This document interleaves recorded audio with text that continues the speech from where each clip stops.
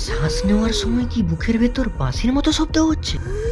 মনে হচ্ছে কেউ গলা টিপে ধরেছে। সাবধান, আপনার ফুসফুসের রাস্তা কিন্তু কফ জমে গিয়ে বন্ধ হয়ে আসছে। ভাবুন তো, বাতাস ঢোকার মূল রাস্তাটা যদি কেউ আঠালো কফ দিয়ে বন্ধ করে দেয়। ব্রঙ্কাইটিস ঠিক এটাই করে।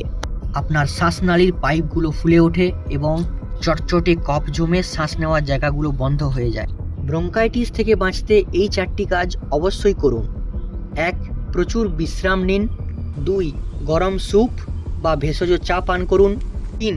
দুবেলা নুন জলে গার্গেল করুন এবং অ্যান্টিঅক্সিডেন্টযুক্ত টাটকা ফল ও সবজি বেশি করে খান।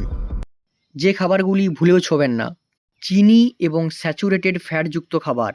এর সাথে অ্যালকোহল এবং ডিহাইড্রেশন থেকে নিজেকে 100 হাত দূরে রাখুন। মনে রাখবেন, কাশি যদি 3 সপ্তাহের বেশি থাকে তাহলে অবহেলা করবেন না। ফুসফুসের অবস্থা বুঝতে আজই ল্যাবে এসে চেস্ট এক্স-রে করিয়ে নিন। সঠিক চিকিৎসায় এটি দ্রুত সেরে ওঠে। নিজেকে সুস্থ রাখতে আমাদের চ্যানেলটিকে সাবস্ক্রাইব করুন।